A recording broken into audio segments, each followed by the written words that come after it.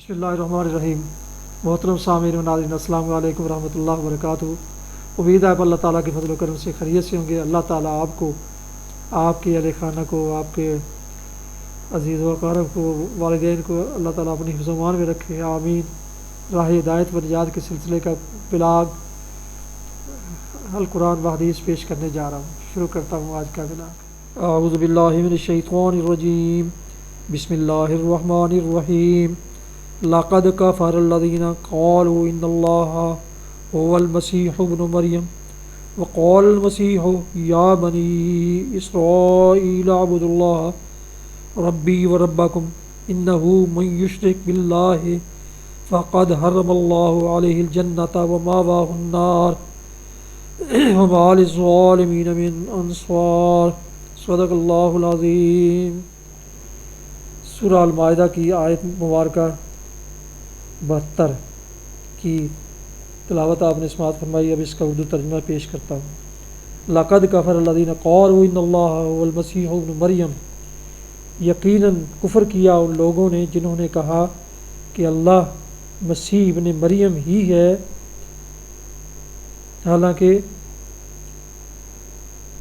مسیح نے کہا تھا کہ اے بنی اسرائیل، اللہ کی بندگی کرو جو میرا رب بھی ہے اور تمہارا رب بھی۔ جس نے اللہ کے ساتھ کسی کو شریک ٹھہرایا اس پر اللہ نے جنت حرام کر دی اور اس کا ٹھکانہ جہنم ہے، اور ایسے ظالموں کا کوئی مددگار نہیں۔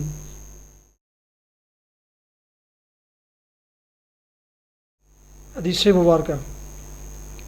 حضرت ابو ہریرہ رضی اللہ عنہ سے روایت ہے، رسول اللہ صلی اللہ علیہ وسلم جنت میں نے فرمایا، رسول اللہ صلی اللہ علیہ وسلم نے فرمایا، جنت میں ایک کمان کی مقدار کے برابر جگہ اس تمام جہان سے بہتر ہے جس پر سورج طلوع ہوتا یا ڈوبتا ہے۔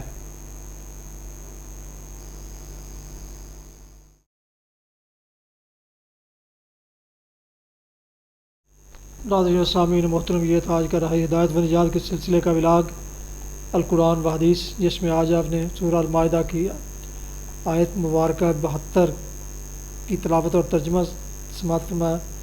اس کے علاوہ کہ حدیث مبارکہ بھی آپ کی خدمت میں پیش کی گئی۔ جن دوستوں نے ابھی تک میرے اس یوٹیوب چینلز کو سبسکرائب نہیں کیا، ان سے گزارش ہے کہ ویسے روحانی اور قرآنی ولاگس دینے والے ولاگس کو ضرور سبسکرائب کر کے لائک کر کے بیل آئیکن کو پریس کر لیں، تاکہ آنے والے بلاگس جس طرح سے باعث خیر، باعث برکت اور باعث ثواب ہیں وہ آپ کو ملتے رہیں، اور مناسب سمجھیں تو اسے دوستوں سے بھی شیئر کر لیں، تاکہ اس کار خیر اور کار برکت اور کار ثواب میں وہ بھی اپنا شیئر حاصل کر سکیں، اور آپ کو بھی اس کا یقیناً اجر عظیم اللہ تعالیٰ کی طرف سے ملے گا۔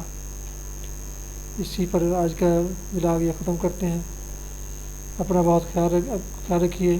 اللہ تعالیٰ آپ کو، آپ کے لکھانوں کو ہمیشہ اپنی حفظ و امان میں رکھے، اپنی دعاؤں میں پاک وطن، والدین، اعزاء اقارب کے علاوہ اس ناچیز کو بھی ان میں شامل فرمائے تو انتہائی شکر گزار ہوگا۔ السلام علیکم ورحمۃ اللہ وبرکاتہ۔ پاکستان زندہ باد۔